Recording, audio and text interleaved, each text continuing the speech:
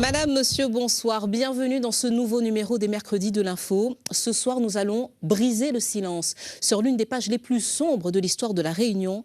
Vous allez voir comment, au début des années 60, 13 Réunionnais ont été forcés à quitter leur île, leur travail, leur famille, pour se retrouver exilés dans l'Hexagone, mutés de force à la demande d'un seul homme, Premier ministre de l'époque, Michel Debré. Il voyait en ces hommes des dangers de la République. Vous allez voir comment des Réunionnais ont soutenu cette fameuse ordonnance Debré, mais vous allez surtout voir comment cet exil, au lieu de réduire ses victimes au silence, les a rendues plus fortes. Un homme parmi ces victimes est d'ailleurs aujourd'hui à la tête de l'une des plus grandes communes de la Réunion et il sera avec nous dans quelques minutes pour le débat. Mais tout de suite, place à ce documentaire intitulé « Les muselés de la République ».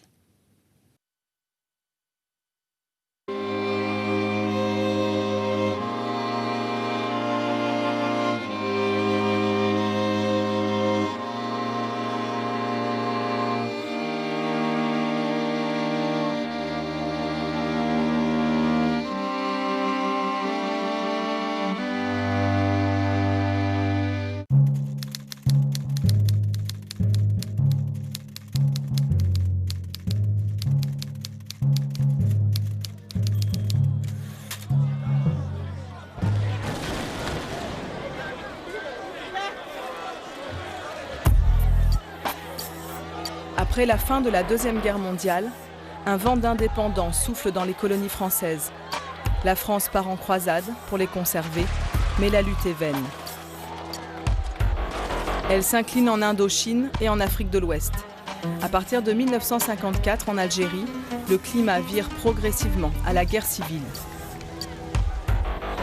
La classe politique française est divisée sur l'autonomie de l'Algérie.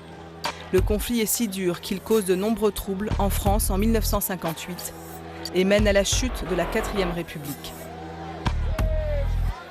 Les hautes sphères de l'État assistent impuissantes à la fin de l'empire colonial. En 1958, le président René Coty fait appel au général de Gaulle, alors qu'en Algérie, les généraux menacent de prendre le pouvoir. Il faut bien voir que cette Algérie qui se transforme sous nos yeux. À ses côtés, Michel Debré contribue à la rédaction de la Constitution de la 5e République et inaugure la nouvelle fonction de Premier ministre en 1959. Il désigne la crise algérienne comme la priorité absolue parmi les préoccupations nationales. Les premiers chefs de gouvernement de la 5e République se positionnent très clairement pour le maintien de l'unité territoriale de la France au-delà de ses frontières métropolitaines. La liberté n'est pas le laisser-faire. Elle n'est pas l'abandon des esprits ni des âmes à tous les courants de pensée, à tous les mouvements de masse, à tous les flux et reflux économiques. La liberté doit être pour le gouvernement, pour le Parlement, pour l'administration, pour l'armée, une préoccupation constante et un effort de tous les instants, même comme c'est le cas quand il est difficile ou coûteux. Mais entre la crise algérienne et l'insurrection antillaise, l'État républicain est en danger. Michel Debré donne alors à l'exécutif tous les pouvoirs nécessaires au rétablissement de l'ordre. Pour lui, quand le danger sera écarté, on pourra introduire le jeu démocratique au sein de la communauté nationale. En conséquence, Michel Debré réfléchit à une ordonnance qui ramènera le calme dans la République. Dans les DOM, au début des années 60, on baigne dans un contexte de guerre, de pacification, lorsqu'on parle de la guerre d'Algérie, en tout cas de guerre coloniale.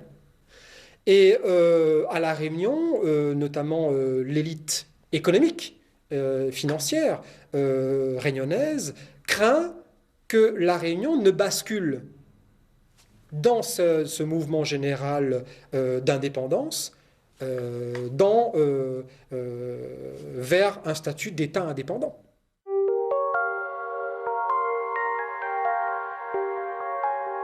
La situation coloniale persistait à La Réunion, même si la départementalisation a été votée en 1946 par 2 députés communistes, et sans doute des députés communistes et progressistes aussi des Antilles et de la Guyane. Mais cette départementalisation n'a pas été appliquée dans les faits. En 1946, la Réunion passe du statut de colonie à celui de département. Mais en 1960, l'île a toujours des allures de tiers-monde. Pas d'eau courante, pas d'électricité, le progrès tarde à venir dans la majorité des foyers. Une large partie de la population vit dans une grande précarité.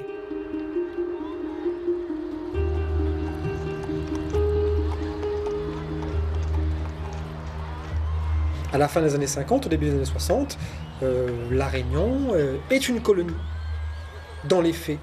Une grande partie de la population vit encore dans des cases, dans des huttes. C'était vraiment une époque où la misère et la pauvreté étaient flagrantes. L'éducation n'existait que sur les papiers. Nous savions pertinemment que le gouvernement ne nous défendait pas. C'était le gouvernement colonial. Le préfet Préropradier était déjà là et il avait organisé à grande échelle la fraude électorale. La fraude électorale et le clientélisme sont des pratiques courantes, tolérées avec complaisance par les services de la préfecture. Souvent sanglantes, toujours violentes, les élections prennent une tournure inquiétante.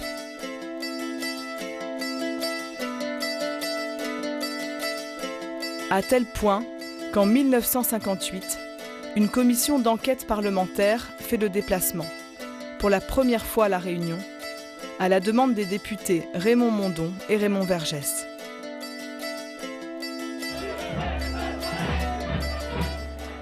En 1959, La Réunion reçoit le premier chef d'État de son histoire. Les Réunionnais montrent au général de Gaulle leur fidélité et leur dévouement. Mais au milieu de « Vive de Gaulle, vive la France », jaillissent des tracts « Abat la fraude », en prison les fraudeurs. On a manifesté à la Redoute lors du voyage du président pour justement lui demander d'appliquer au moins une politique de démocratie à La Réunion, le respect du peuple, le respect des urnes.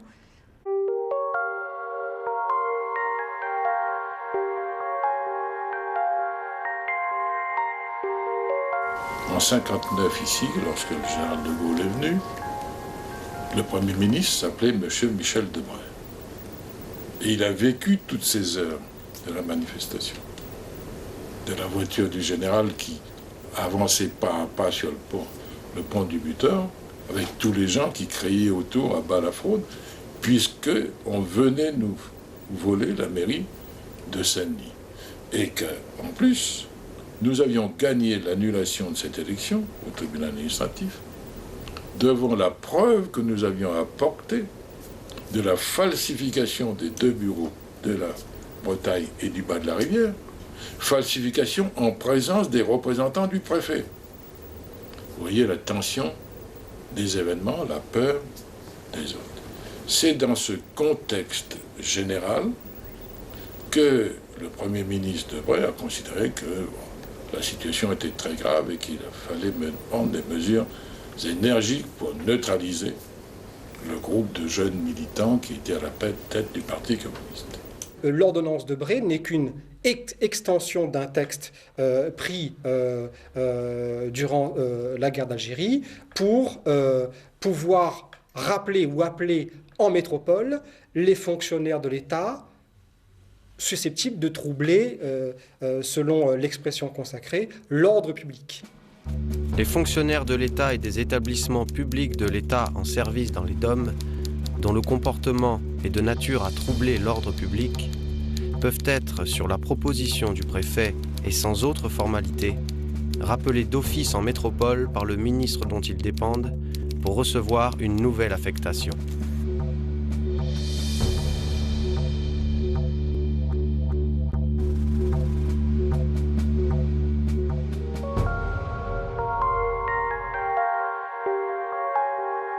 Cette ordonnance du 15 octobre 1960 est apparue lorsqu'elle a été promulguée, est apparue comme vraiment une sanction pour délit d'opinion.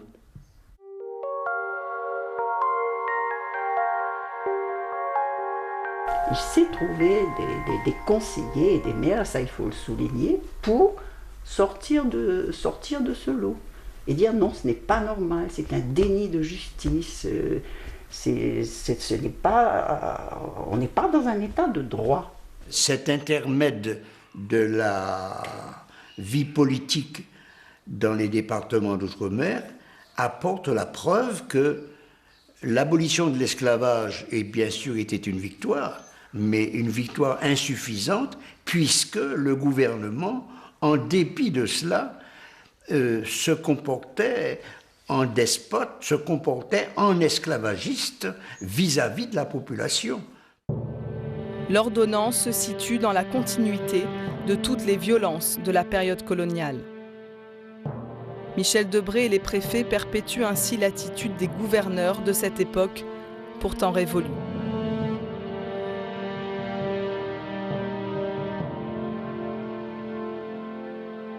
C'est triste à dire, mais l'initiative est partie de France, mais il y a eu des appuis locaux.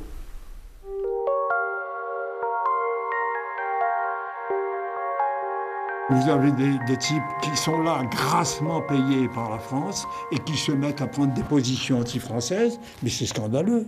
Scandaleux. Imaginez ça se passant dans une république socialiste soviétique. Ils n'auraient pas été envoyés dans une école primaire en France avec un poste équivalent. Ils auraient été foutus au camp de concentration et sans doute passés par les armes. Donc l'ordonnance Debré m'était déjà retiré d'une fonction où ils n'observaient pas une certaine réserve et où ils avaient une position anti-française. Et ça, moi, j'approuvais pleinement. Pleinement. Il y a eu... des gens qui trouvaient bien que c'était bien. Oui, mais ça qu'il fallait pas. Si les fonctionnaires se sont mis dans cette situation, tant pis pour eux. Il y a eu cette réaction-là. Je reviens d'une petite île de l'océan Indien, déserte il y a 3 siècles, et compte alors commencer à peupler des paysans et des artisans français.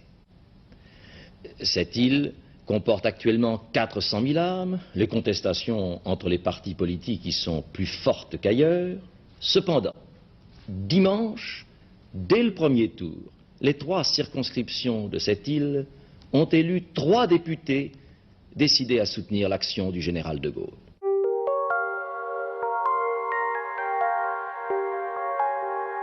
Le texte en préparation prévoyait d'éloigner de la Réunion toute personne dont le comportement était de nature ou susceptible de troubler l'ordre public. Donc ce n'était pas destiné spécialement aux fonctionnaires. Mais cette idée-là a été abandonnée. Elle n'a pas été acceptée parce que c'est quand même, disons, c'était scandaleux, quoi, de prendre des gens et les expédier des gens qui n'étaient pas fonctionnaires. Le fonctionnaire, lui, il est au service de l'État. On a prise sur lui et on peut le muter.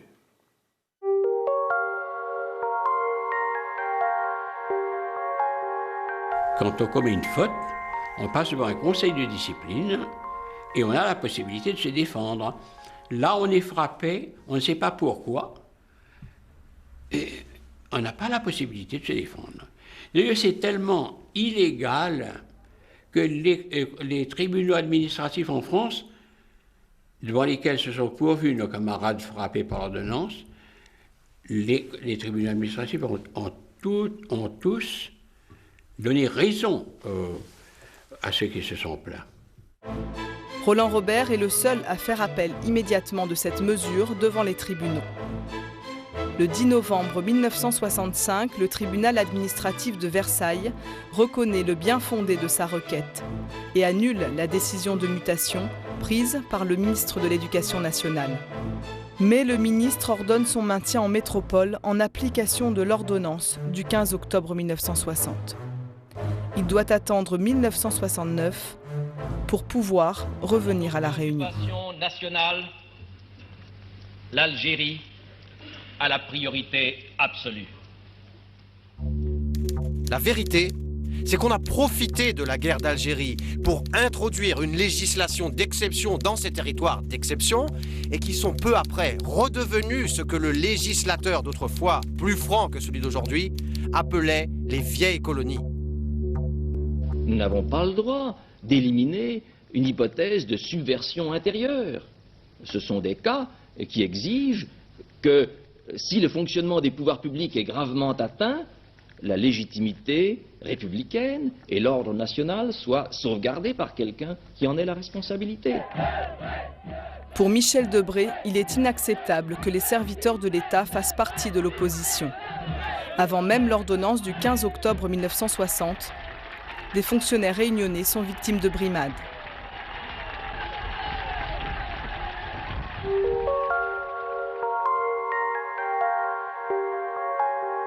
Je me souviens des élections, même ici à La Saline, où autour des bureaux de vote, on avait des CRS, des gardes mobiles, en grande quantité, casqués, matraqués. Moi j'étais petit, ça m'impressionnait. Je voyais, c'était quasiment un climat insurrectionnel où l'armée était là autour des bureaux de vote.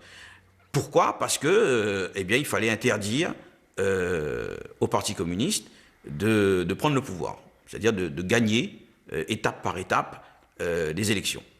Bien évidemment, les renseignements généraux étaient sur le talon partout, hein, partout.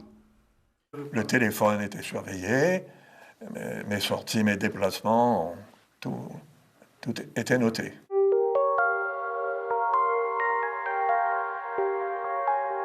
C'était très simple, on était sur écoute, on était fliqués.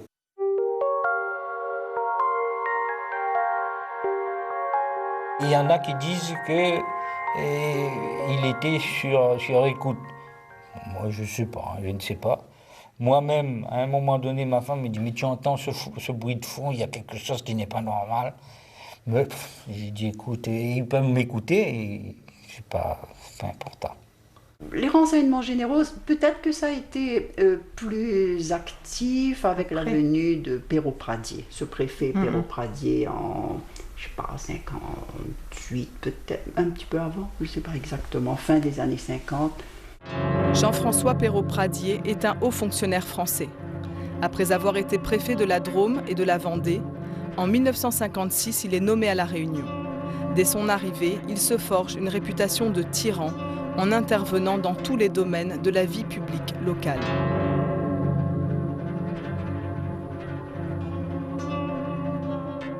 On sort de l'élection législative de 1956, remportée majoritairement par la fédération du Parti communiste français, donc la fédération réunionnaise du Parti communiste français. Perrault Pradier, lorsqu'il débarque à La Réunion, il est en quelque sorte missionné pour lutter contre l'influence communiste à La Réunion. Donc des établissements seront fermés, des écoles, des cours privés seront fermés, des cours susceptibles d'orienter politiquement la jeunesse réunionnaise. Et les principaux responsables du PCR seront mis sous étroite surveillance.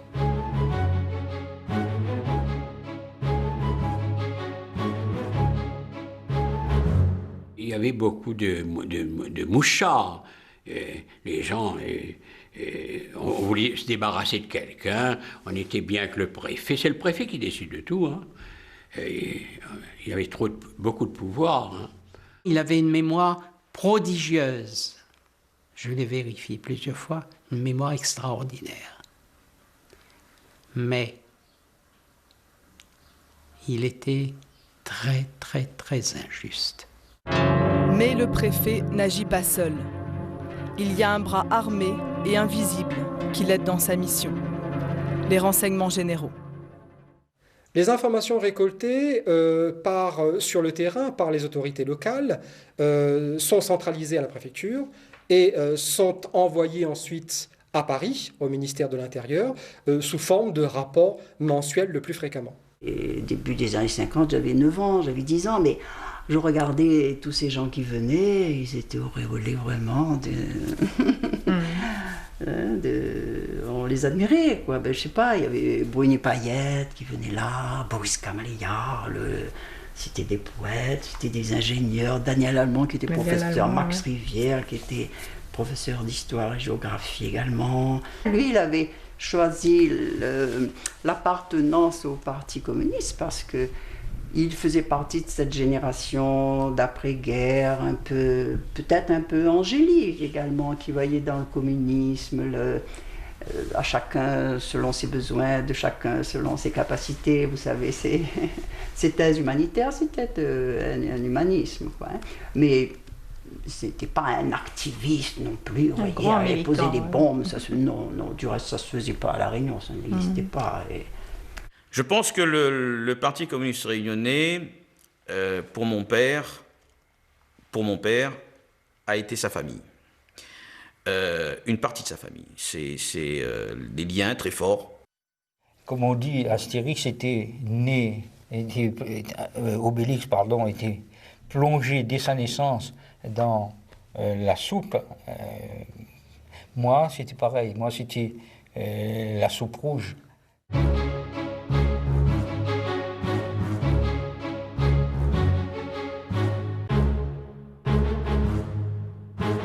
Des gens comme, disons, les démocrates, les progressistes réunionnais dont faisait partie mon père, à côté d'autres mouvements syndicalistes et d'associations, ce qu'ils voulaient surtout dans cette période-là, c'était l'application des droits, l'application des mêmes droits qu'en métropole, l'application des mêmes lois sociales. Ah, c'était la défense du prolétariat. D'ailleurs, au port, ses amis, c'était surtout les dockers. Il y avait à cette époque-là 2000 dockers au port, c'était énorme. Et aujourd'hui, il doit y en avoir 100 ou 200, pas plus. Et donc, ses amis, c'était les dockers essentiellement. Nos convictions politiques, c'était vraiment la gauche, le parti des petits. Et le parti de la gauche était représenté à l'époque par le Parti communiste réunionnais. Et nous ne pouvions qu'adhérer qu'au Parti communiste réunionnais.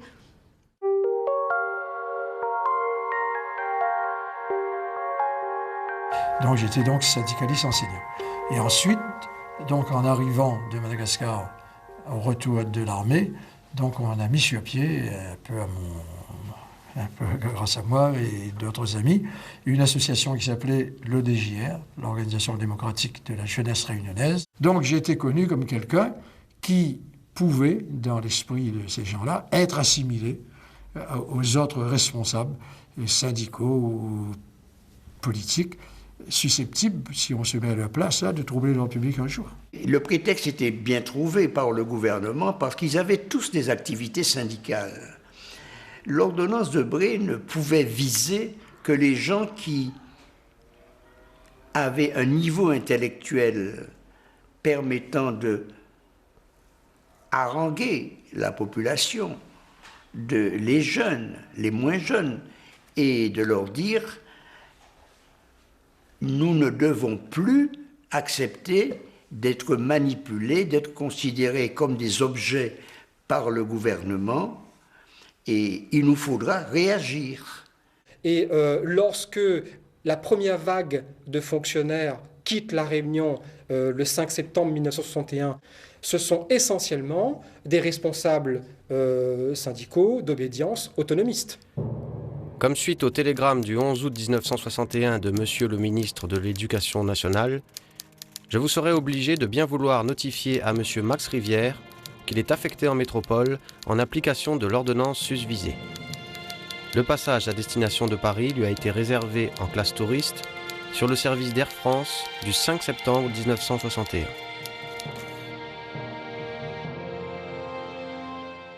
On a vraiment pris conscience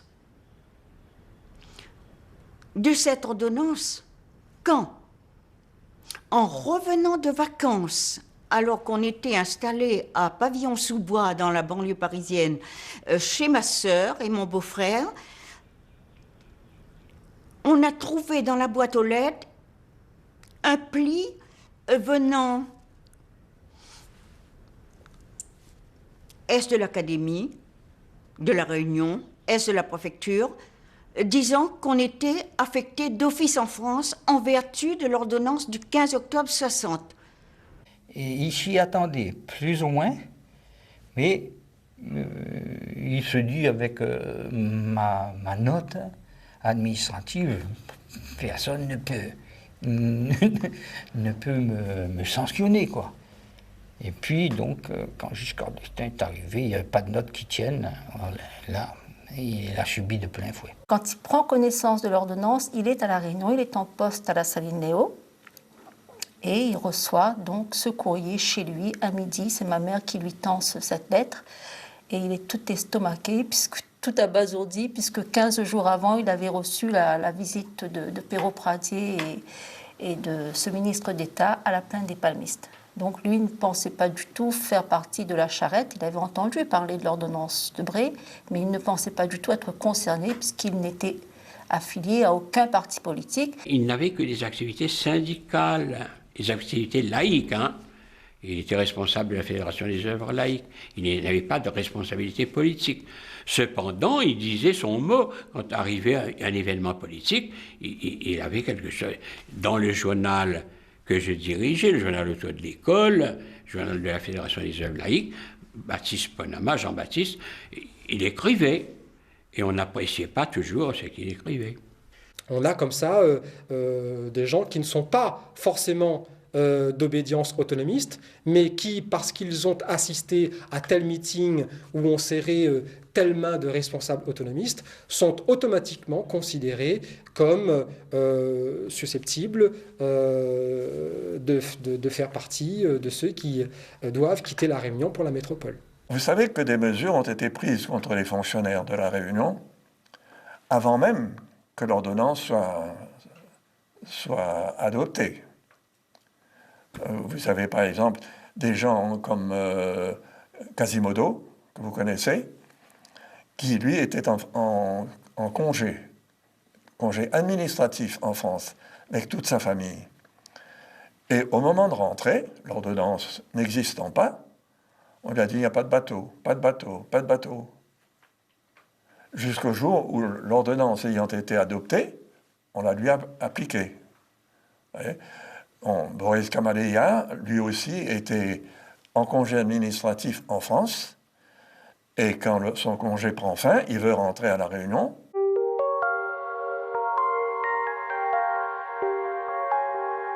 On allait prendre l'avion pour revenir à La Réunion.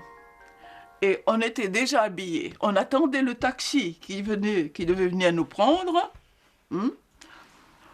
qu'on a reçu le télégramme. Non mais ça c'est incroyable, des trucs comme ça. Et alors Boris a dit non, on est prêt à partir, on s'en va.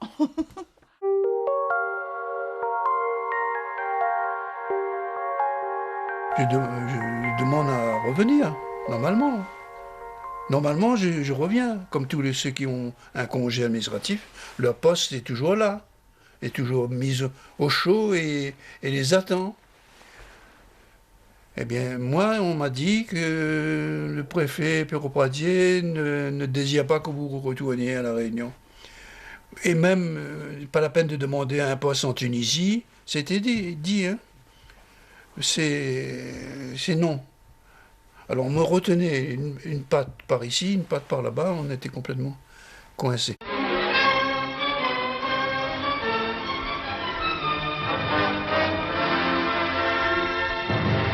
Qui est Michel Debré? Eh bien, c'est une question qu'effectivement beaucoup de Français se posent encore, et je dirais d'ailleurs surtout se posent principalement depuis hier, c'est-à-dire depuis que M. Michel Debré a accepté d'être le premier ministre de la Ve République. Lorsque le général de Gaulle arrive au pouvoir, il comprend, bien avant d'autres, bien avant certains caciques de sa tendance politique, qu'il faut se séparer de colonies comme l'Algérie.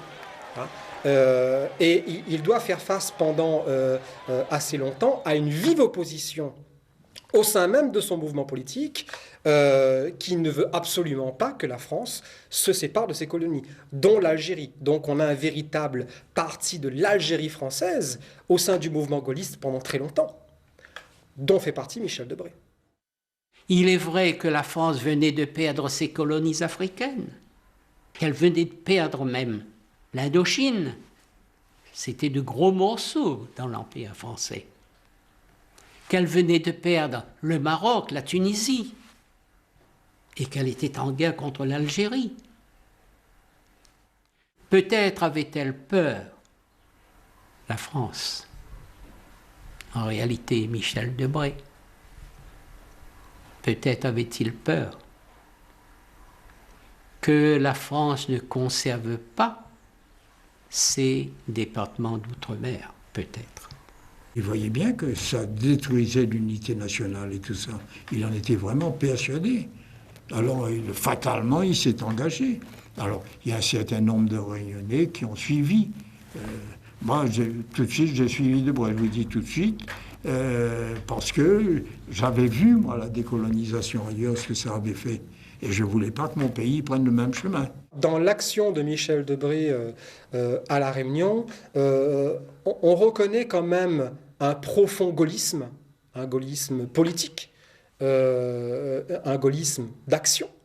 Et on reconnaît également, parmi justement ces principes et ces convictions gaullistes, un anticommunisme virulent. Hein, ce qui fait que les dispositions administratives qui sont prises contre le mouvement autonomiste à La Réunion a son plus grand soutien, et donc a le plus grand soutien du Premier ministre de la France. Il n'y a pas de citoyen libre dans une nation qui n'a pas sa liberté politique et qui est en même temps notre meilleure contribution à la paix. Quel paradoxe! Le père de la nouvelle Constitution piétine la démocratie et la liberté d'expression au nom d'un patriotisme exacerbé et d'une haine farouche des communistes.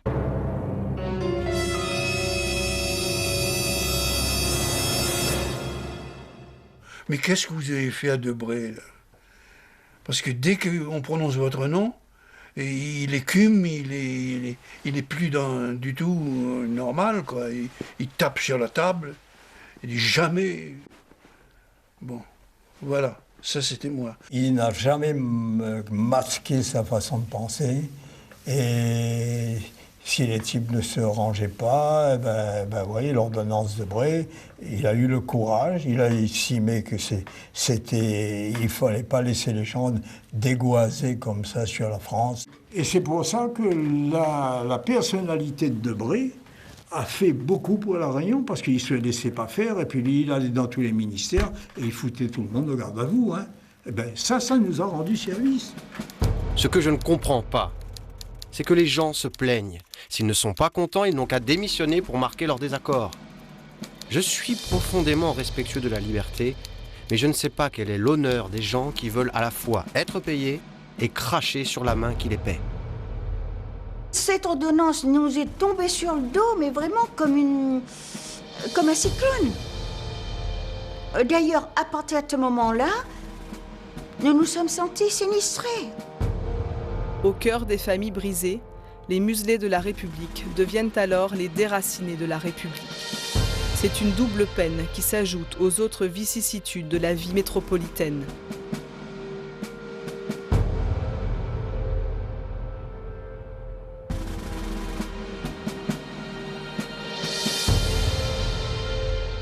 Je suis née en 1963, mais je suis née avec les conséquences de cette ordonnance, puisque moi, je suis née dans une librairie. Mon père n'était plus fonctionnaire, il avait été radié de la fonction publique, parce qu'il n'avait pas voulu retourner à Paris. En 1962, il était revenu à La Réunion pour ses congés administratifs. J'avais un frère, mon frère aîné, qui était très malade, qui est décédé après, donc il n'a pas voulu laisser ma mère seule. Et à partir de ce moment-là, il y a toute une autre aventure qui a démarré. Il a décidé de rester à La Réunion. Ils ont ouvert une librairie. Et cette ordonnance Debré a toute cette signification pour moi. c'est tout un destin, le destin de mon père qui a été scellé avec ça, et le destin de notre famille, et du coup, nos destins à nous, les enfants. On s'est retrouvés à Paris avec 2 valises, 2 enfants en bas âge, 6 ans et 4 ans. Sans rien, 2 valises. On n'a jamais eu droit à un déménagement. Mon mari a beaucoup souffert de ça, lui, hein, parce qu'il n'aime pas la vie. Quotidiennement, avec les gens, mes voisins de palier par exemple, il n'y avait pas de problème. Pas de problème du tout. Le problème, c'est tout d'un coup dans le métro, j'ai envie de gifler quelqu'un. La psychasthénie. C'est mon médecin traitant m'a dit il faut retourner chez vous, sous votre soleil, sous vos cocotiers, là-bas. Mon fils, quand il est allé au primaire, à 5 ans, on l'appelait partout dans la cour, le petit négro, le pauvre. Il était déjà fatigué par la maladie, il ne mangeait pas, il était amaigri, et alors il était extrêmement malheureux, extrêmement malheureux. Moi, je ne mangeais pas, j'avais très, très, très froid, très, très froid.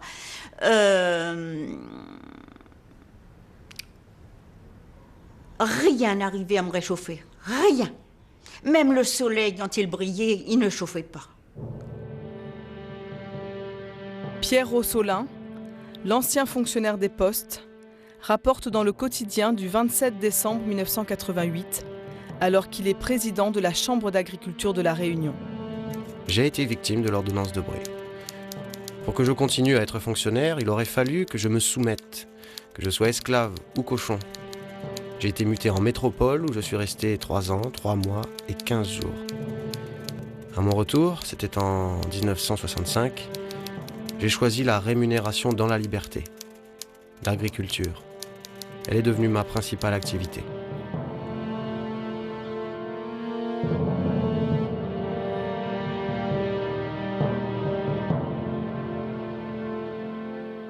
Et on ne pouvait pas réagir, parce qu'à cette époque, il y avait en quelque sorte une épée de Damoclès sur la tête de chacun. Il suffisait qu'on prenne parti ouvertement pour que la sanction tombe. On avait peur que nos parents soient inquiétés, comme a été inquiété l'oncle Jean-Baptiste, par exemple. Il a été, lui, séparé de sa famille, et nous, quand on entendait les discussions, on se disait, mais est-ce que notre père, qui était engagé politiquement, qui soutenait l'action contre l'ordonnance Debré, est-ce que lui ne va pas être inquiété à son tour? Pendant longtemps, je n'ai pas exercé, donc je n'avais pas de travail. Heureusement que ma femme avait pu conserver son poste, ce qui nous a permis de vivre. Mais au total, j'ai perdu 17 ans d'ancienneté. Ça s'est ressenti lorsque j'ai pris ma retraite, bien entendu. Sur le plan pécunier, je reviens là-dessus, mais c'est sûr que lorsque j'arrive, moi, à La Réunion, tous mes amis, après 8 ans, avec un salaire, avec une rémunération de 1,72 ou d'un peu moins, en tout cas nettement supérieur à 1,53 à l'époque, ils ont déjà une maison, ils ont déjà tout ça. Moi, je recommence à zéro. Au fond de lui-même, il a ressenti ça un peu comme une exclusion du champ de la citoyenne. C'est une image aussi qu'on veut donner de vous, hein? Que vous êtes subversif, que vous êtes fauteur de troubles publics, donc ça incite les autres aussi à pouvoir vous attaquer, ça génère de la violence.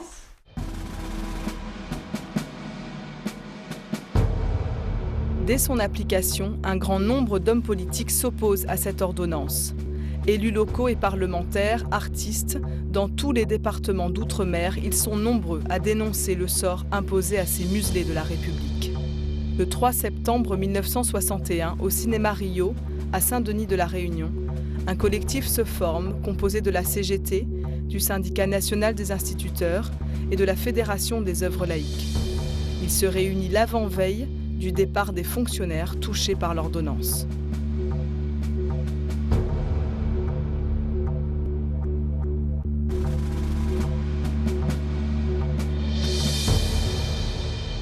Rio était archi-comble. Hein.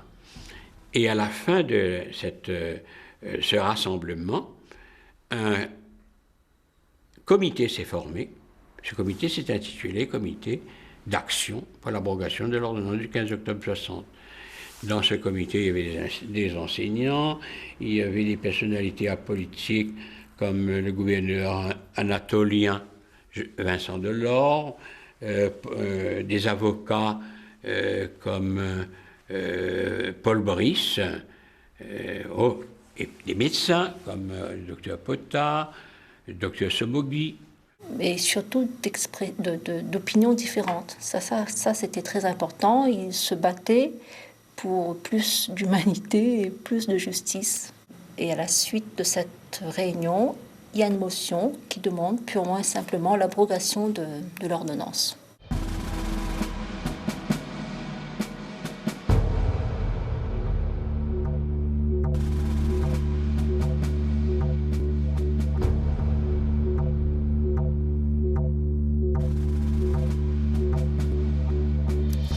J'appelle tous les hommes de cœur et épris de justice à s'unir pour la défense des principes de liberté pour lesquels le peuple français a toujours lutté jusqu'au sacrifice. La première réaction a été non seulement de protester publiquement, mais d'organiser la solidarité autour des camarades. Et ça s'est fait dans des réunions publiques à Saint-Denis, alors que le pouvoir voulait faire partir rapidement les proscrits. Et on a, effectivement, vous avez des photos, lorsque sur l'ancien regard, on a tous nos proscrits, nous autour, et tout le monde manifestant contre leur départ. À La Réunion, l'émotion est vive. Quand le président du Conseil général, Roger Payette, pourtant opposé aux communistes, demande solennellement, dès le 29 août 1961, la levée des sanctions. Il lit sa motion devant les autres conseillers, en tenant tête à Perrault Pradier, le préfet de La Réunion, qui est du même parti politique que lui. Je n'ai certes pas attendu la séance d'aujourd'hui pour protester contre ces mesures.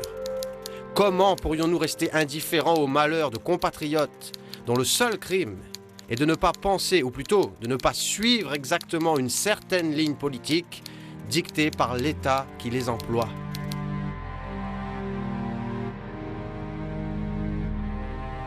Le 5 septembre 1961, à l'aéroport de Gillot de Saint-Denis de La Réunion, 7 fonctionnaires réunionnais mutés sont sur le départ.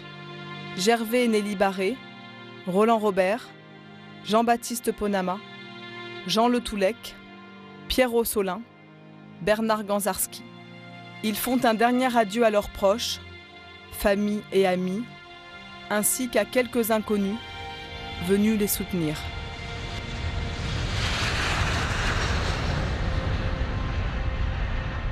Quand ils arrivent en France, ils sont accueillis, malgré les forces de police qui veulent les soustraire à cet accueil. Ils sont accueillis par la CGT, ils sont accueillis par le Parti communiste français, ils sont accueillis par la presse, par un cartel des fonctionnaires des DOM, et ils sont accueillis par des étudiants réunionnais qui étudient là-bas. La population française était au courant de pas grand-chose. Et la Réunion n'existait pas. Si la population française connaissait l'existence des Antilles, elle ne connaissait pas pour la plupart, pour les ouvriers du moins, l'existence de la Réunion. On ne savait pas. On ne savait pas.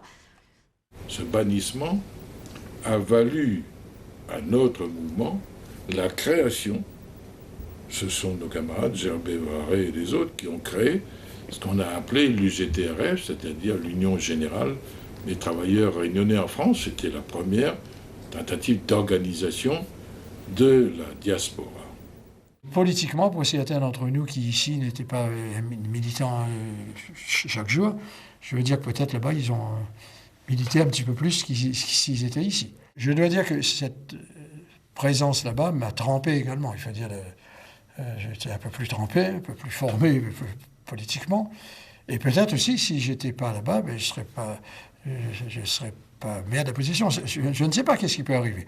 Mais en tout cas, je veux dire, le but poursuivi qui était de nous éteindre du fait les exilés, c'est un peu le résultat inverse qui a été obtenu. La répression, à mon égard, n'a pas entravé mon activité politique. Je dirais même au contraire, puisque tant que je travaillais, je n'étais pas disponible à longueur de journée pour militer. À partir du moment où je n'ai plus eu de travail, j'étais constamment à la disposition du parti. Et notamment, dans les années 60, j'ai été constamment rédacteur, et j'ai même été rédacteur en chef de témoignages.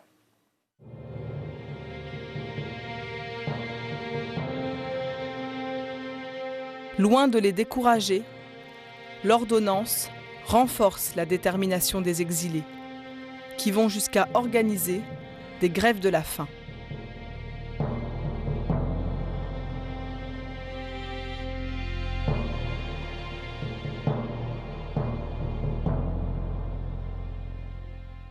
Les premières grèves de la faim de nos camarades exilés ont eu lieu en janvier 1972. Hein. Et à chaque fois qu'ils étaient en grève de la faim, eh bien, il y avait des manifestations à Saint-Denis, à Saint-Pierre également. En janvier 1972, dans la région parisienne, à Clichy-sous-Bois, la ville où enseigne Gervais Barré, une grande manifestation a lieu, en solidarité avec les victimes de l'ordonnance Debré. 2 jours plus tard, certains de ces fonctionnaires mutés entament une grève de la faim.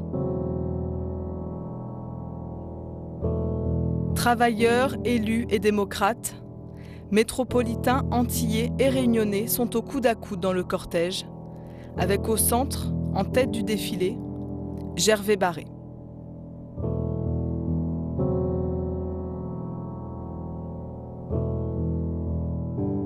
Ils demandaient évidemment l'abrogation, ils demandaient le retour, le droit de retourner dans leur pays, et ils voyaient que rien n'était fait.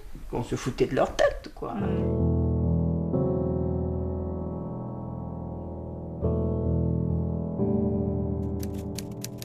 Ce serait une grave erreur que de compter sur notre lassitude. Nous ne céderons pas. Pour tous les démocrates, l'action ne s'arrête pas avec la grève de la faim. La plupart des comités de soutien se proposent de redoubler d'activité et de coordonner leur action contre les lois d'exception. La bataille continue. Il n'y a pas seulement à abroger l'ordonnance, hein. Il faut aussi réparer le préjudice causé aux victimes. Parce qu'il y a des victimes qui ne se sont pas inclinées.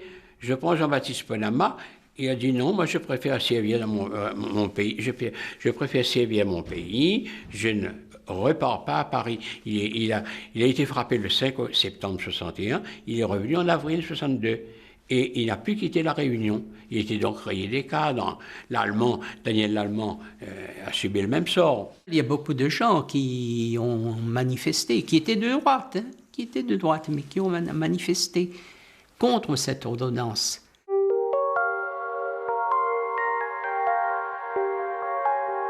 Quand Debré était venu à La Réunion en 1963, quand il est venu, il avait été élu et qu'on avait pu le rencontrer, eh bien, il n'y a plus d'application. Ça a été appliqué une fois.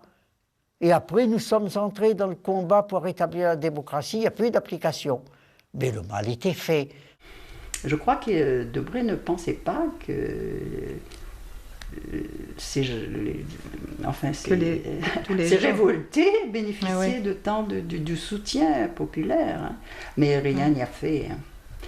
Ça a été long quand vous pensez qu'elle a été simplement supprimée en 1972. La Réunion reste ce qu'elle a toujours été.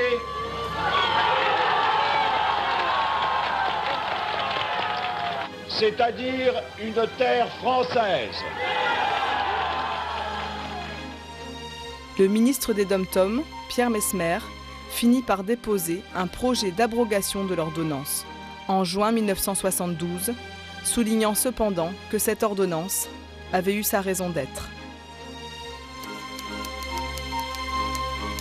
Je crois que cette ordonnance était en 1960 parfaitement justifiée. Nous étions au creux de la crise algérienne et le devoir de l'État et du gouvernement était de surmonter cette crise.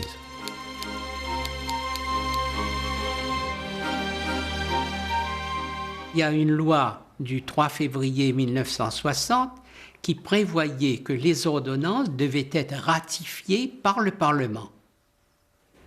Or, cette ordonnance du 15 octobre 60 n'a jamais été approuvée par le Parlement.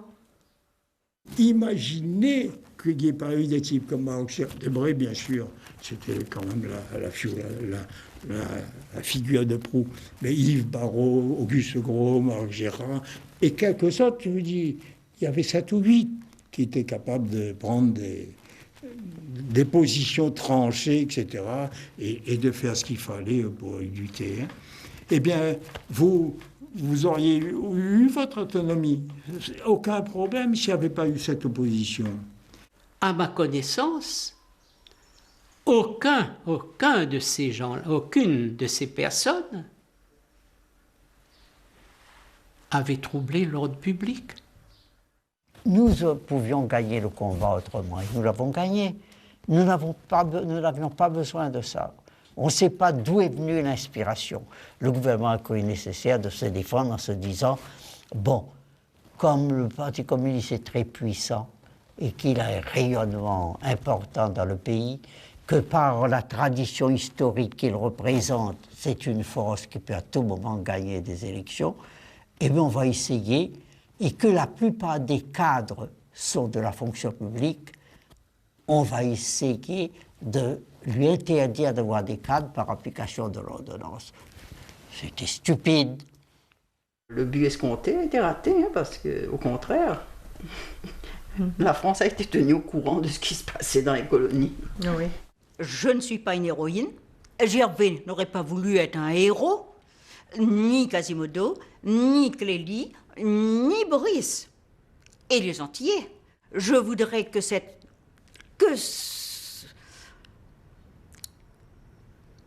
soit connu des jeunes. Que ce soit connu des jeunes. Je trouve qu'on devrait... Mais je sais pas, on a lutté. Parce que c'est grâce à nous qu'il n'y a plus une épée de Damoclès suspendue au-dessus de la tête des fonctionnaires. Ils sont libres, si on peut dire, une façon de parler, mais ils peuvent avoir des opinions politiques.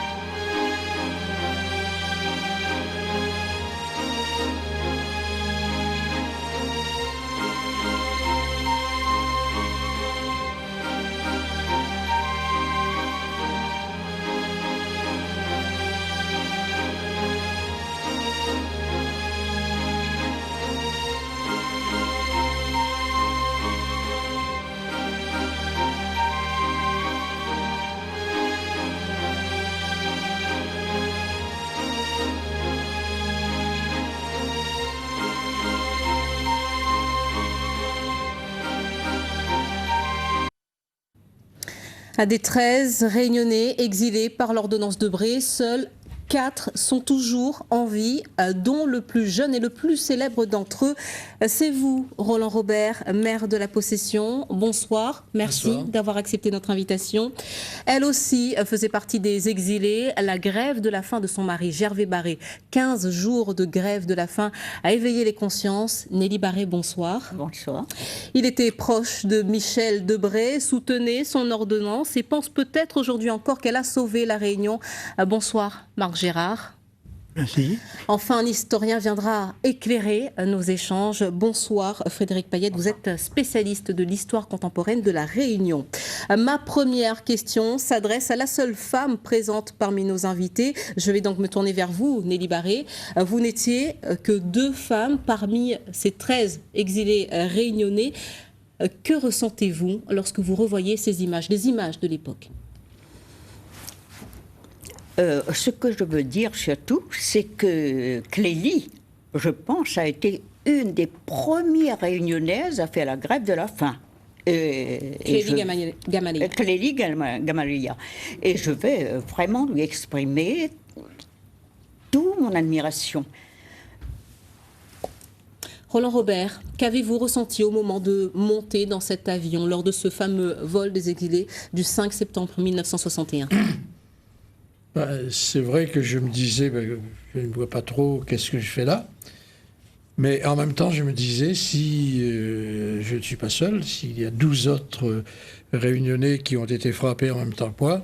Vous aviez 23 ans à l'époque. J'avais 23 ans, donc j'étais le plus jeune.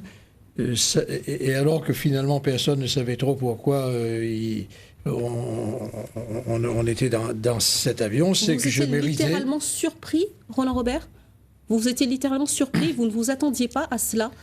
Mais je ne m'attendais pas parce que finalement, il y avait les autres, ils avaient 50 ans, ils avaient 40 ans, ils avaient donc un âge qui pouvait justifier peut-être pour eux d'avoir troublé l'ordre public là.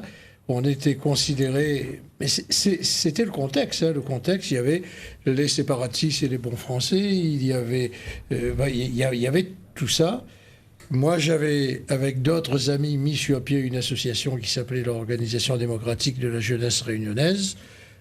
On s'était prononcé pour l'autonomie de la Réunion, comme des milliers d'autres Réunionnais, mais on n'avait rien fait. Et d'ailleurs, à Paris, lorsque j'ai eu l'occasion de dire au ministre qu'est-ce que j'ai fait, on me dit, bon, vous n'avez rien fait, mais c'est grâce à nous, parce qu'on vous a empêché de faire. Donc, alors, vous n'avez rien fait. Un homme sur ce plateau ne partage pas cet avis. C'est vous, Marc Gérard, on vous a entendu dans ce documentaire. Vous ne l'avez jamais caché. Vous étiez pour l'ordonnance Debré. Vous pensiez en tout cas à l'époque que c'était une bonne chose. Dites-nous pourquoi.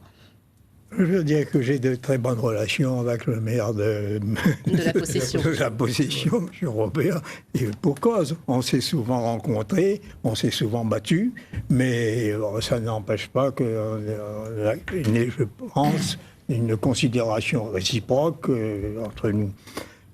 Moi, ce que je reproche à toute cette histoire, c'est qu'on a vu un documentaire qui est un peu angélique.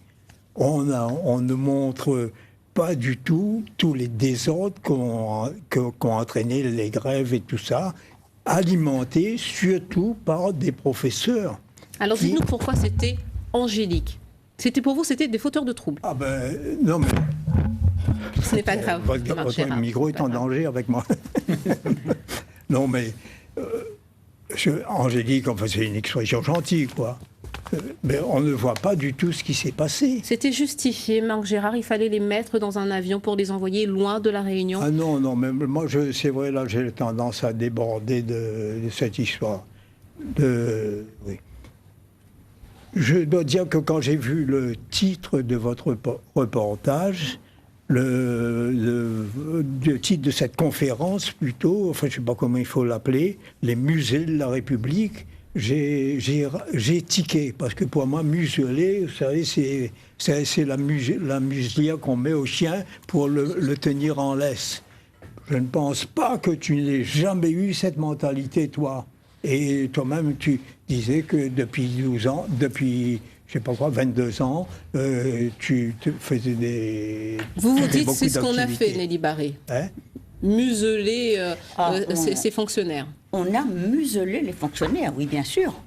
Bien sûr, parce qu'après... Ça veut dire quoi, ça, museler? Parce qu'après notre affectation en France, on n'a plus entendu, ou rarement entendu, des fonctionnaires se mêler aux luttes politiques de gauche. Frédéric Payette, spécialiste de l'histoire contemporaine. Oui. Marc Gérard dit ce n'est pas vraiment ce qu'on a fait. Nelly Barré, qui était victime de cette ordonnance de Bré, dit c'est bien ce qu'ils ont fait à l'époque pour nous empêcher de parler. Ce qui est très intéressant là ce soir, c'est de voir qu'on est quand même dans une histoire sous surveillance, où on a encore des témoins qui ont vécu cette histoire. Et c'est une histoire où ce qui est important de comprendre là, c'est aussi le poids du contexte. Et là, je pense que les deux témoins de cette époque nous le disent. Effectivement, il y a quand même une pesanteur administrative sur ces fonctionnaires. Et donc, à l'époque, le poids du contexte est important puisqu'on a affaire à deux partis, deux mouvements politiques, donc un mouvement départemental et un mouvement autonomiste. Et donc là, on est dans un contexte de décolonisation qui est très pesant et le rôle du préfet là-dedans et son libre arbitre par rapport à l'ordonnance de 1960 est aussi à considérer. Mais quels étaient leurs délits finalement? Qu'est-ce qui leur était reproché? C'est un délit d'opinion, tout simplement, un délit d'expression, d'opinion. Et d'ailleurs, la première vague des fonctionnaires qui part le 5 septembre 1961, ce sont des fonctionnaires, mais aussi des hauts responsables syndicaux. Pierre Rosselin, secrétaire de l'UDCGT. Vous avez également Ponama, qui est aussi membre éminent du bureau du SNI, à l'époque fortement coloré autonomiste. Et donc, des fonctionnaires comme ça qui sont avant tout visés pour leur opinion politique. On leur reprochait d'être indépendantiste, d'être autonomiste, anticolonialiste. C'est ce que vous étiez, Nelly Barré? Oh non. Anticolonialiste, oui. Mais indépendantiste, jamais. Et vous, Roland Robert? Je crois que je pourrais répondre exactement comme Nelly. On ne sait pas à l'heure d'aujourd'hui qu'est-ce qu'on nous reprochait réellement. Il faut dire que la notion d'autonomie, elle n'est pas clairement définie pour tous les militants ou pour tous les sympathisants du PCR. On a la ligne dure forcément, mais on a beaucoup qui font partie notamment du courant représenté par Léon Deleupervenche, qui existent encore à l'époque et qui sont absolument contre l'autonomie. Et on a même des militants qui ont une définition de l'autonomie qui est différente de la ligne officielle. Et donc forcément, viser ces personnes-là, c'est viser à l'aveugle. Oui. On ne nous a pas dit vous êtes visé parce que vous êtes autonomiste. Mais est-ce que pour moi, vous, si on avait dit ça, peut-être... Non. Disons-le clairement, est-ce que pour vous, on était dans une chasse aux sorcières? Il fallait écarter les hauts dirigeants communistes et ceux qui étaient fonctionnaires. Oui, parce que là également, il y a une distinction. Donc, on est fonctionnaire, donc on doit... Parce que tout à l'heure, on dit qu'on n'était pas musée, mais peut-être qu'on n'est pas le musée. Mais on a entendu donc Michel Debré, dans une conférence, dire que le fonctionnaire, il travaille, il est payé d'ailleurs. Un fonctionnaire, il travaille, et ensuite, certes, il se tait. Donc, oui, c'est ce qu'on appelle le devoir de réserve. Il se tait, le devoir de réserve. Non, je sais bien que moi, pour tout le premier, je ne me suis jamais tu. Mais enfin, c'est autre chose. Alors vous dites c'est ce qu'on appelle le devoir de réserve. Je n'ai jamais poussé mes concitoyens à aller dans la rue, notamment détruire des choses. Et si... Je crois que personne d'entre nous avait demandé à nos compatriotes... Monsieur Robert, ne me faites pas parler. Vous êtes là pour ça quand même. Vous êtes invité pour ça, Marc Gérard. Non, mais il y a des choses que je ne veux pas évoquer ici. Mais dites-les, s'il vous plaît. Je dois vous dire que quand, en mai 68, mais là on n'est plus dans le cadre de... En même temps, l'ordonnance de Bré a couru jusqu'en 1972. Oui, eh bien, on a entendu... moi, j'ai entendu ça.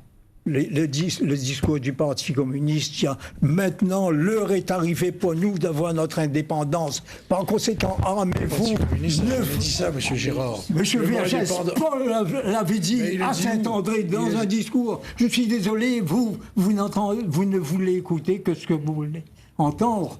Mais voilà ce qui était dit. Vous êtes pris. Maintenant, vous pouvez vous armer et tout ça parce que l'heure est venue. Ça n'a jamais été le point de vue du Parti communiste. On était pour l'autonomie. Je ne sais pas si c'est le Parti communiste. Si Paul Vergès ne donnait plus l'avis du Parti communiste, c'est une nouveauté de ce soir. Non. Roland Robert. Oui. Répondez à ce que vient de dire M. Marc Gérard.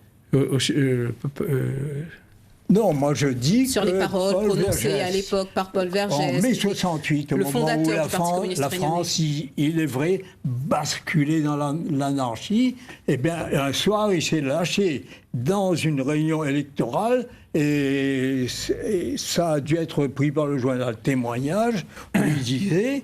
Ben maintenant, l'heure de la liberté est arrivée, ne reculez plus devant les CRS. Est-ce qu'il y a eu des appels à la violence? Lecteur fidèle de Témoignage, j'ai jamais vu ça écrit dans Témoignage. Maintenant, on dit que quelqu'un dit... Et moi, j'ai entendu. Nelly Barré, est-ce qu'il y a eu des appels à la violence? Oh non, pas du tout. Des appels à la violence. De la part du Parti communiste. On a été frappés, on a été victimes. C'est là où vous dites, mais ce sont des angelots. Mais c'est pas des angelots en face de moi. Citez-moi 4 ou 5 morts dans le camp de la droite tués pendant cette période. Dois-je vous rappeler une soirée que nous passons que nous avons passée à la possession en partie ensemble dans votre bureau, où j'étais coincé dans votre mairie et que vous étiez là et vous ne voyez pas la suite de cette affaire-là. Vous n'avez pas vu. Vous n'avez plus aucun souvenir. Dans mon bureau, je vous ai conduit jusqu'à votre voiture. Oui, vous m'avez conduit pour... Vous voulez que je vous donne des détails? Allons-y. Alors, on va finir sur cet épisode. Vous avez une liberté de parole sur ce plateau, Monsieur Marc Gérard. Donc, on va finir sur cet épisode. Racontez-nous la fin de cette soirée à la possession. De la façon suivante, il y avait 3 personnes de droite dans le bureau qui étaient Marc Gérard, François Masse et mes fils. Et je t'ai vu en disant, tu vois ces 3-là, eh ben, j'entends que ce soir, ils sont entiers d'ici. Autrement, je te prendrai. Toi. La réponse maintenant de Roland Robert. Tu m'aurais appliqué de nouveau l'ordonnance du 15 octobre, c'est ça que tu... Non, ce n'était pas l'ordonnance du 15 octobre. La réponse de Roland Robert. Merci, tout simplement. Merci, monsieur Gérard. Maintenant, la réponse, c'est vous. La réponse de Roland Robert. Qui m'a conduite à l'auto. Ça, là, tu arranges un peu la chose. Parce que tu as voulu que je traverse la foule de toute énergie et à la 2h du matin, ça... Alors que tout ça, ça gueulait de partout. Merci Marc Gérard, on vous a entendu sur cet épisode. La réponse, on n'a pas entendu la réponse de monsieur Roland Robert, vous l'accusez de quelque chose. Je souhaiterais qu'il réponde et ensuite la parole à Nelly Barré. Et puis nous aurons l'éclairage de l'historien, puisque c'est lui quand même qui va nous dire comment c'était à l'époque. Non, moi je crois que là, ceux qui étaient à l'époque contre l'ordonnance, et je peux dire même ceux qui ont participé peut-être à l'écriture de cette ordonnance, s'ils étaient là aujourd'hui, ils auraient été les premiers à dire « bon, on a fait ça, d'accord, mais on n'est pas... » Michel Debré, bon, c'est un gros... ce qu'il m'a dit une fois. Bon, mais ça c'est le passé. Bon, d'accord. Donc maintenant, on préfère prendre des exemples qui n'ont rien à voir avec l'ordonnance du 15 octobre pour me faire dire des choses que je n'ai jamais dites. Ah non, mais... Parce que M. Marc Gérard aurait pu me dire, écoutez, moi je suis assez grand, je suis un judoka, je suis capable d'aller jusqu'à ma voiture. C'est pas du tout ce qui a été dit. Personnes, tu es là devant entre l'auto et toi, tu es complètement crétin si tu veux traverser la foule.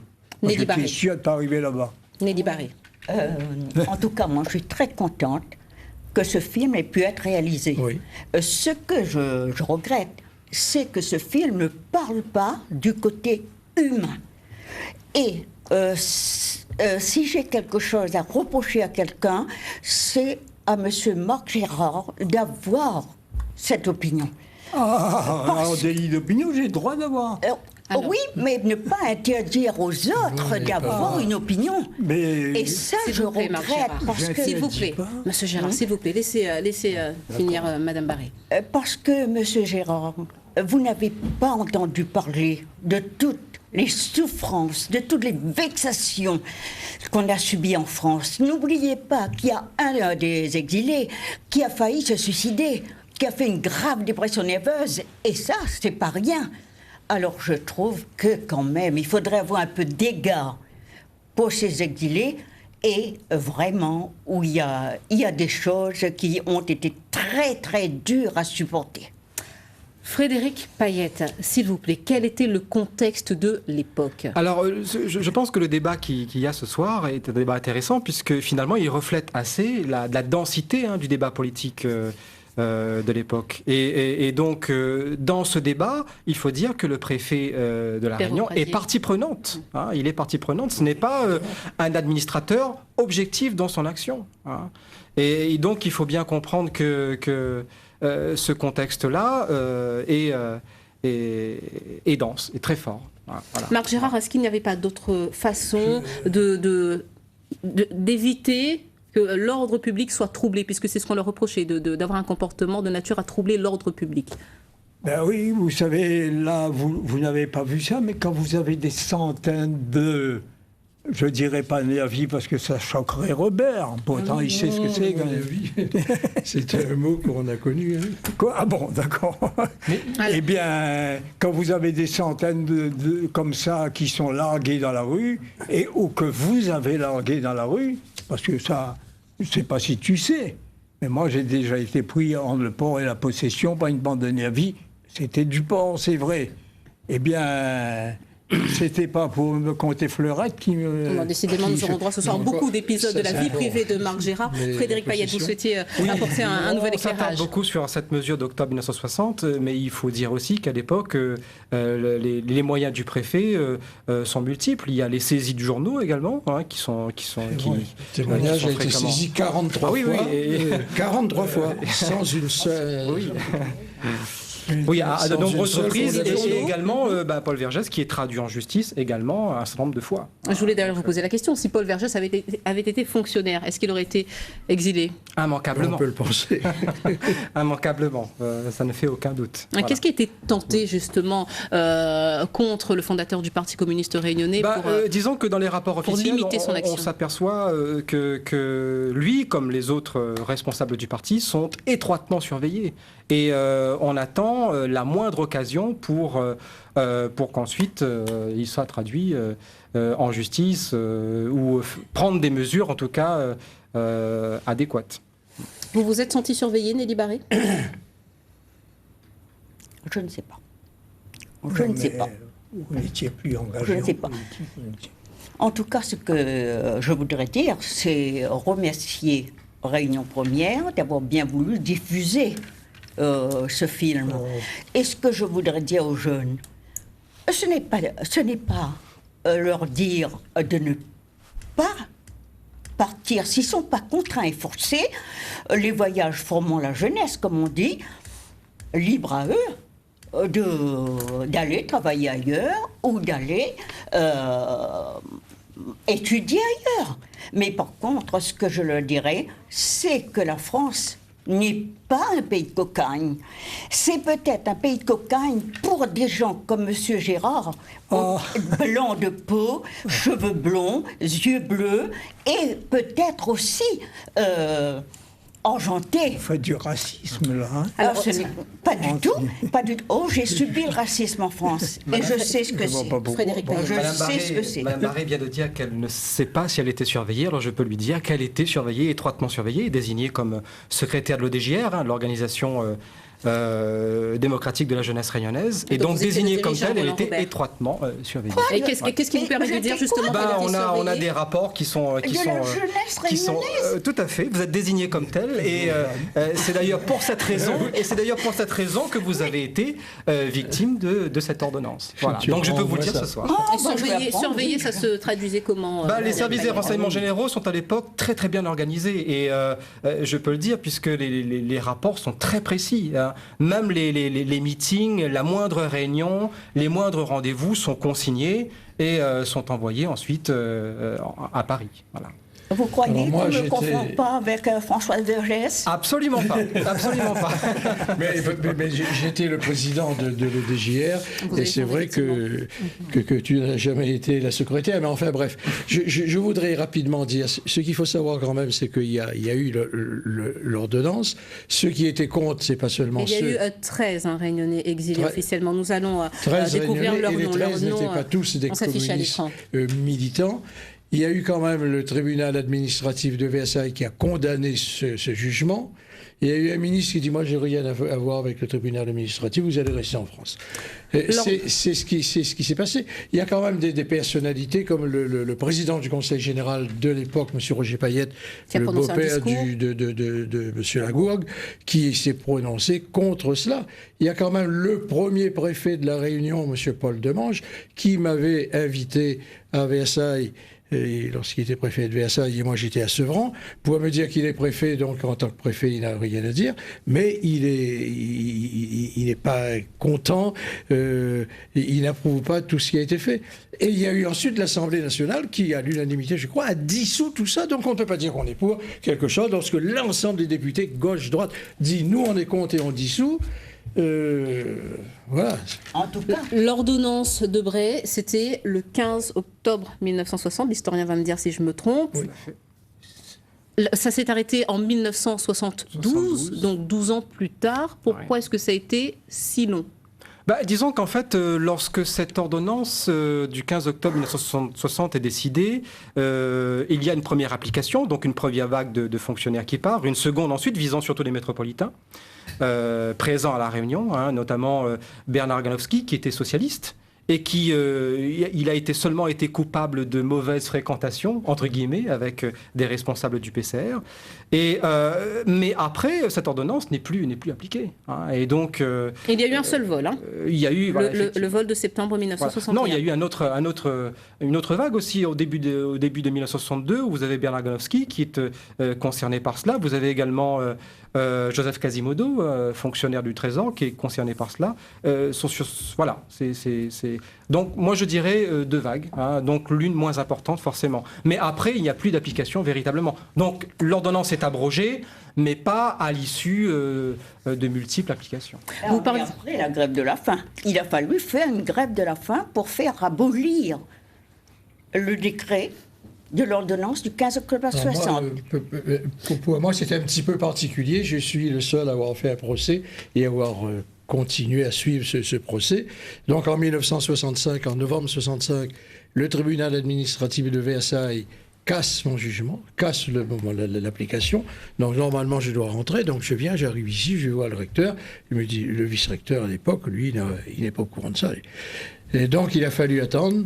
J'ai fait un recours devant le Conseil d'État. Et le Conseil d'État m'a donné raison après. Donc moi, je n'ai pas eu à faire la grève de la faim, mais moi, c'était en 69. Vous parliez tout à l'heure, Marc Gérard, du devoir de réserve. Est-ce que vous imaginez la même chose aujourd'hui ? La même règle en vigueur, cette règle qui dit un fonctionnaire travaille, sert et se tait. Je ne sais pas s'il y a cette règle actuellement. D'abord, je ne suis plus fonctionnaire puisque je suis retraité. Mais si cette règle avait existé, que j'avais été fonctionnaire, c'est sûr que je n'aurais pas fait certaines choses. Je n'ai pas voulu me présenter à certaines élections parce que j'avais précisément... j'estimais que ça aurait entraîné chez moi un devoir de réserve, et je ne me suis pas présenté à l'élection. Nos téléspectateurs ont la possibilité de réagir sur ce débat. Il y a des réactions sur Twitter. C'est qu'il y a une conséquence. Oui. Alors, juste, je souhaitais vous faire part de cette réaction de téléspectateurs qui nous disaient, finalement, vous étiez les parents de la Creuse, parce qu'il faut savoir que quelques années après cette ordonnance de Bray, il y a eu les premiers Réunionnais de la Creuse. Est-ce que vous avez cette impression, effectivement, d'avoir vécu la même chose ? Certains parleront de déportation, notre... Oui. Oui, moi, j'ai vécu. J'avais 26 ans. J'avais 2 enfants. On était jeunes, mon mari et moi. Et on a été séparés, les enfants ont été séparés de leurs grands-parents. Nous, on a été séparés de nos familles respectives. Moi, je pense qu'on a subi autant de dommages, si on peut dire, que les enfants de la Creuse. D'ailleurs, je porte toujours les conséquences. Est-ce que vous avez demandé réparation ? Non. Non. Mais je porte toujours j'ai toujours des séquelles. Et heureusement qu'à La Réunion, il y a de très bons médecins et qui continuent à me soigner. Cette émission touche à sa fin. Je vais vous demander à chacun un mot pour qualifier cet épisode, cette page de l'histoire de la Réunion. Je vais commencer avec l'historien Frédéric Alors Payet. c'est une page, c'est un épisode marquant d'une histoire qui est encore une fois très très dense. Et on a 1000 choses à raconter et 1000 choses révélateurs d'un paysage politique qui est très différent de celui d'aujourd'hui. Marc Gérard. Je crois que je n'ai pas grand-chose à rajouter. C'est qu'on on n'a pas abordé du tout le problème des conséquences des gens qui faisaient la grève et tout ça, ou alors qui bloquaient l'administration. Donc, je sais pas, est-ce que vous savez par exemple que Debré, vous savez qu'il était très actif et qu'il a à un moment donné, devant la population qui augmentait, il a voulu essayer de restreindre la démographie. C'est ce qui a mené à l'épisode des Réunionnais de la Creuse. Mais pour résumer cette page de notre histoire, comment résumer cette page de notre histoire, Marc Gérard? Il y a eu des interventions de certains C'était une bonne chose, vous grévistes. campez sur vos positions, c'était une bonne chose, c'était nécessaire. Quoi, l'opposition? L'ordonnance Debré, l'exil de ses fonctionnaires. Je crois que c'était nécessaire dans le contexte. Attention, ça se passait dans le contexte de la fin de la guerre d'Indochine, l'Algérie, etc., où les fonctionnaires trahissent. Parce que je ne sais pas si vous saviez que des militaires qui rentraient en France du contingent se faisaient insulter par les dockers parce qu'ils rentraient d'Algérie ou rentraient d'Indochine, etc. Eh bien, c'est tout ça, vous comprenez, qui Donc vous justifiait pensez que ça. c'était difficile, mais que c'était nécessaire. C'est très difficile. On l'aura bien compris. Vous trouvez bien le mot, mais c'était nécessaire, au moins provisoirement. Maintenant, c'est vrai que les choses ont beaucoup changé. Les choses ont changé. Merci Les Marc mentalités Gérard. ont évolué. Merci Marc Gérard. De là Vous n'avez comme plus de grand là. cœur aujourd'hui. Nelly Barré, un mot pour résumer ce que vous avez vécu, brièvement. En un mot, je ne peux pas résumer ce que j'ai vécu. Mais ce que je peux dire, c'est que la situation catastrophique dans laquelle se trouve la Réunion aujourd'hui, c'est un peu à cause de Michel Debré. Roland Robert. Alors, moi, comme j'ai fait un recours, donc j'ai fait casser la décision qui m'a été appliquée 2 fois devant le tribunal administratif, devant le Conseil d'État. Donc, comme il y a eu un recours, il y a eu des demandes de dédommagement. Bon, j'ai eu 0 centime. Donc là-dessus, mais je pense par contre que ça n'a pas été inutile, que ça a fait progresser un certain nombre de choses. Je n'aurais peut-être pas été maire d'opposition si vous êtes revenu plus fort de cette mise à l'écart dans l'Hexagone. Je suis revenu. Jusqu'à votre retour, vous avez été élu maire de la possession en 1971 c'est pour la première fois. Grâce à Michel Debré, donc ça n'a pas été muselé. 42 ans après, vous êtes toujours maire. D'ailleurs, c'est une question qui n'a rien à voir avec le débat de ce soir. Mais serez-vous maire serez-vous candidat aux prochaines municipales? Alors c'est sûr que pour être maire, il faut d'abord être candidat. Alors j'ai eu l'occasion de dire que pour l'instant, j'ai un mandat qui se terminera le 30 mars 2014, donc je continue. Mais en même temps, on ne va pas faire traîner les choses très longtemps. Donc, alors, oui en ou non, octobre, serez-vous ce mois-ci, donc serez-vous candidat? Je vais faire part de la décision que je vais prendre. Pour être tête de liste maintenant, pour être dans le combat, ça, j'y serai dans le combat. 2 ans après l'embarquement de ces 13 muselés de la République, d'autres Réunionnais se sont vus obligés de quitter leur pays. 1630 enfants déracinés que l'histoire retiendra sous le nom d'enfants de la Creuse. Et nous en avons parlé ce soir. Parler de ces sombres pages de notre histoire, cela fait partie de ce qu'on appelle le devoir de mémoire pour que la Réunion, pour que Bonne Marmaille y oublie pas. Votre soirée mercredi info continue avec complément d'enquête à 22h, soir première. Excellente soirée à tous. Merci de nous avoir accueillis chez vous.